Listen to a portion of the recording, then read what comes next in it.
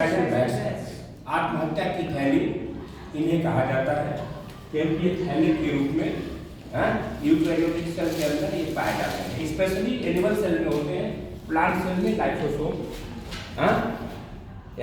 पाए जाते हैं। कुछ फंगस जैसे न्यूरोस्पोरा वहाँ पर लाइसोसोम मिलता है तो जल्दी प्लांट सेल में लाइसोसोम नहीं पाया जाता है। लाइसोसोम जो वर्ड है derive from two Greek word, first word lyso and second word Soma.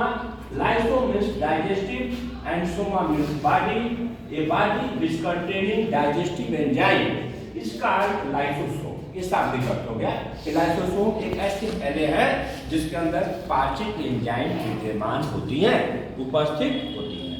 Who discovered lysosome? Lysosome discovered by de Duve. De Duve नामक साइंटिस्ट ने 1955 में इसे खोजा, लाइसोसोम को खोजा, और इस खोज के लिए इस डी डुवे को, क्रिश्चियन डी डुवे को 1974 में क्या दिया गया? नोबेल प्राइज दिया। लाइसोसोम पाए कहाँ जाते हैं? यूकेरियोटिक में, स्पेशली एनिमल सेल्स में पाए जाते हैं। होते क्या है? एक थैलेनुमा रचना होते हैं और इसके अंदर एंजाइम्स भरी होती हैं। स्पेशली जो एंजाइम होती हैं वो कौन सी होती हैं? Acid hydrolase. एसिड हाइड्रोलेज होती हैं जो किस पीएच पर एक्टिव होती हैं? 5। इनका पीएच मान 5 होता है, ठीक है। एसिडिक मीडियम में ये एक्टिव रहती है। इन एंजाइमों को हम हाइड्रोलिटिक एंजाइम कहते हैं। इन एंजाइमों में मुख्य रूप से कौन सी एंजाइम होती है? या कुछ नाम इसके अंदर दिए हुए हैं, ये देखिए। राइबोन्यूक्लियेज किसको डाइजेस्ट करती है? आरएनए को। डीऑक्सीराइबोन्यूक्लियेज किसको डाइजेस्ट करती है? डीएनए को। फास्फेटेज किसको डाइजेस्ट करती है? फास्फेट को। ग्लाइकोसाइडेज पॉलीसेकेराइड के लिए होती है। सल्फेटेज सल्फेटेट के लिए होती है, ठीक है। इसी तरीके से न्यूक्लियेज न्यूक्लिक एसिड के लिए होती है। तो मोस्टली जो एंजाइम्स है ये डाइजेस्टिव एंजाइम्स है जो लाइसोसोम के थैले में पाई जाती है। लाइसोसोम कितने तरह के होते हैं? प्राइमरी लाइसोसोम जो किससे बनते हैं? गाल्गी बॉडी से बनते हैं। सेकेंडरी लाइसोसोम जो प्राइमरी के फ्यूजन से बनते हैं। रेसिडुअल बॉडीज के रूप में और ऑटोफैगोसोम के रूप में लाइसोसोम पाए जाते हैं। हम लास्ट में इसके फंक्शन को देखेंगे। तो फर्स्ट फंक्शन यहाँ क्या लिखा गया? Intracellular digestion of older cell organelles.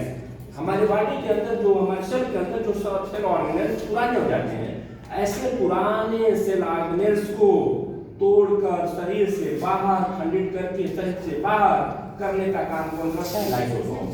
Second fertilisation. Fertilisation में क्या रोल होता है लाइसोसोम का? फर्टिलाइजेशन में 2 तरह के गैमेट इन्वॉल्व होते हैं, मेल एंड फीमेल गैमेट। तो जो मेल गैमेट जिसको स्पर्म कहते हैं, स्पर्म के हेड पर एक स्ट्रक्चर पाया जाता है, जिस स्ट्रक्चर को हम एक्रोसोम कहते हैं।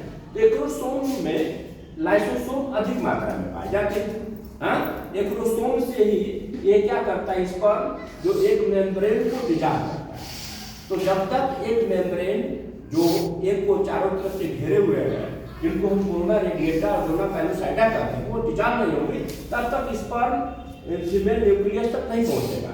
तो उसको डिजाइन करने का काम कौन करता है? एक्रोसोम। और एक्रोसोम में क्या पाया जाता है? लाइसोसोम पाए जाते हैं। इस तरह से फर्टिलाइजेशन प्रोसेस में लाइसोसोम का क्या होता है? योगदान होता है। Triggers of cell division. Cell division कब स्टार्ट होगा, उसको इनिशिएट करने का काम, उसको ट्रिगर्स करने का काम कौन करता है? लाइसोसोम। Cell autolysis. हमारे बॉडी के अंदर सेल्स क्या कर जाती है?